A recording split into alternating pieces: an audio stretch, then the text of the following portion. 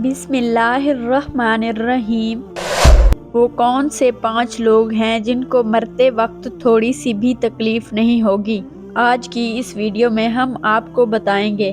رضا کے وقت مسلمان کو جو تکلیف ہوتی ہے اس پر اللہ رب العزت کی جانب سے نیکیاں عطا کی جاتی ہیں، جیسا کہ سنن ابن ماجہ میں روایت ہے کہ حضرت عائشہ رضی اللہ عنہا مروی ہے کہ رسول صلی اللہ علیہ وآلہ وسلم ان کے پاس تشریف لائے، اس حال میں کہ ان کے پاس ان کا کوئی قریبی رشتہ دار موت کی سختی میں مبتلا تھا۔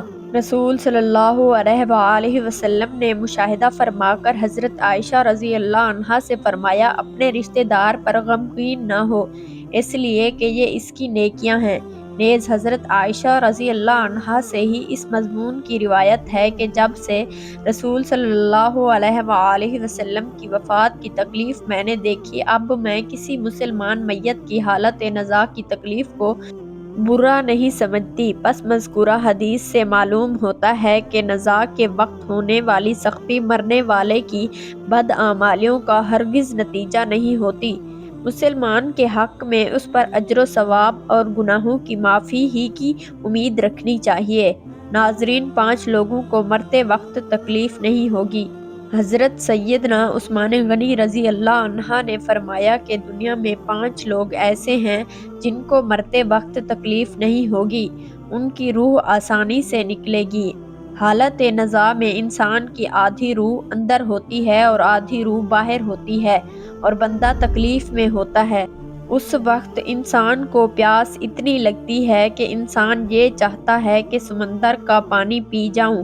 اگر بالفرض 7ویں سمندر کا پانی وہ پی بھی جائے پھر بھی اس کی پیاس کبھی ختم نہیں ہوگی۔ روح نکلتے وقت انسان کو جو تکلیف ہو رہی ہوتی ہے وہ ناقابل بیان ہے۔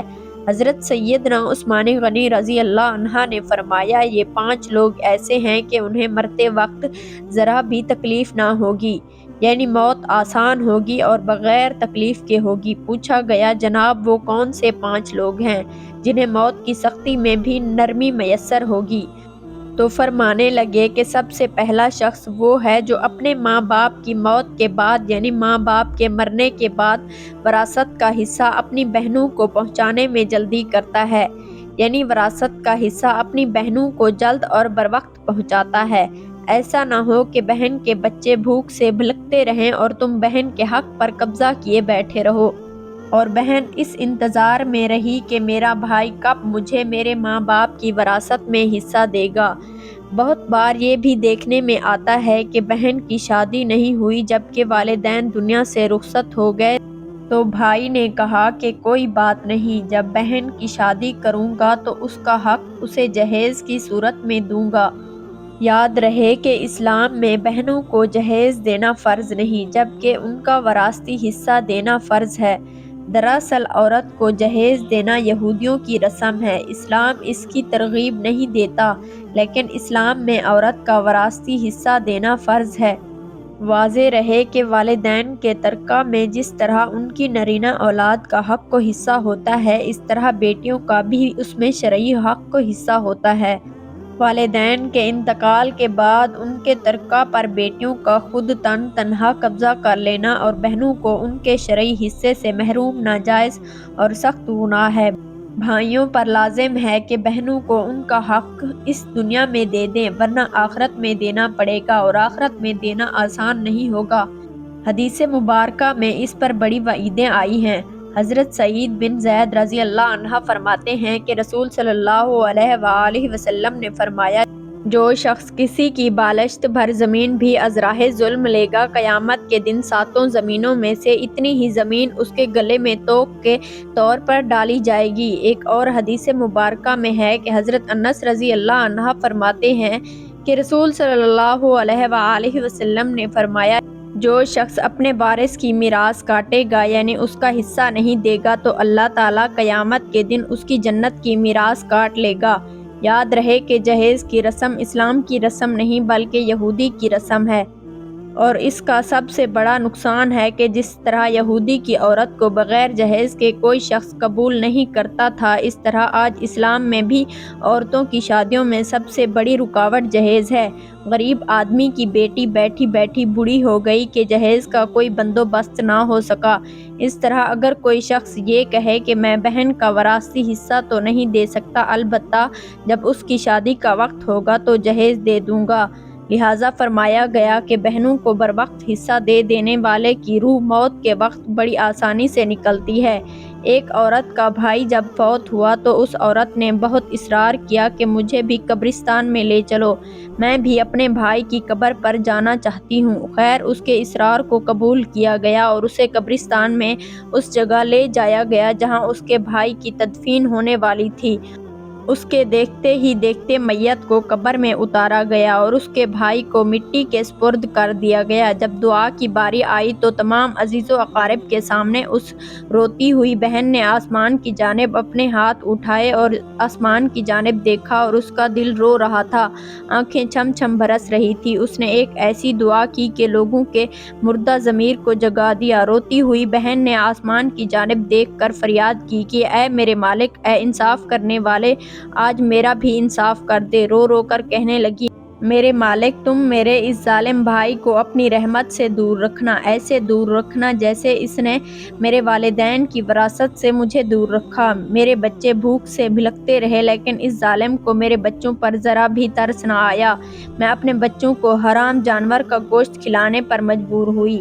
میرے بچوں نے بڑی ہی غربت کی زندگی گزاری ہے، جبکہ میرے اس ظالم بھائی کو کبھی بھی حیا نہ آئی، کبھی بھی رحم نہ آیا۔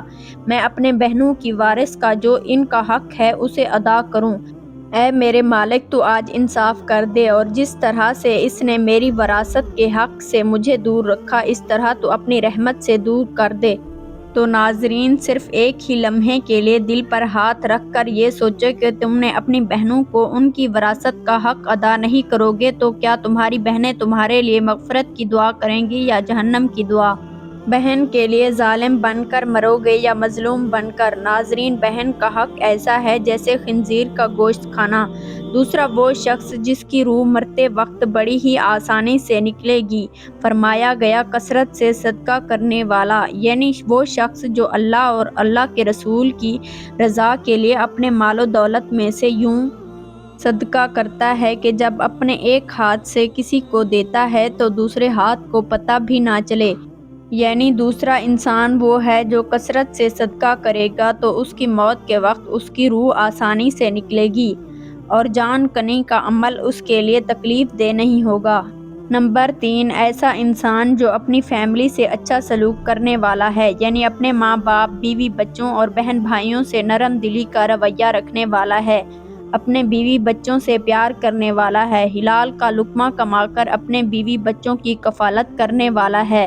بزرگان دین فرماتے ہیں کہ جب رزق تنگ ہونے لگے تو دسترخواں کو وسیع کر لیا کرو، یعنی اپنے بیوی بچوں پر خرچ کرنا بھی صدقہ ہے، انہیں کھلانا پلانا صدقہ ہے۔ لہٰذا ایسا شخص جو اپنی فیملی پر خرچ کرتا ہے اور ان سے حسن و سلوک کرتا ہو تو وہ جب دنیا سے رخصت ہوگا تو اس کی روح نکلنے میں آسانی ہوگی اور اسے کوئی تکلیف نہ ہوگی۔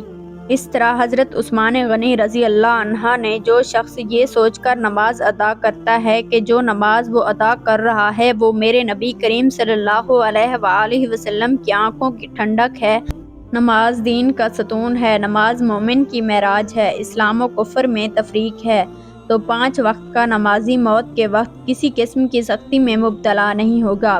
پھر فرمایا 5واں وہ شخص ہے جو قرآن کی تلاوت کرتا ہو، یعنی خود بھی قرآن پڑھتا ہو اور دوسروں کو بھی قرآن سکھاتا ہو۔ پھر فرمایا راتوں کی تنہائیوں میں اٹھ کر قرآن پڑھا کرو اور قرآن پڑھتے وقت رویا کرو۔ فرمایا کہ اگر رونا نہ بھی آئے تو رونے کی کوشش کر لیا کرو۔ حضرت علی ہجویری گنج بخش رحمۃ اللہ علیہ سے کسی نے پوچھا کہ حضرت اگر رونے کی کوشش بھی کریں تو پھر بھی رونا نہ آئے تو پھر کیا کریں؟ تو فرمایا کہ پھر اپنے مقدر پر رویا کرو، تم اتنے سنگ دل ہو گئے ہو کہ تمہاری آنکھیں آنسو نہیں بہاتی۔ اللہ پاک سے دعا ہے کہ ہم سب مسلمانوں کی موت کے وقت کی سختیوں کو دور فرما کر ہمارا خاتمہ ایمان پر نصیب فرمائے، آمین۔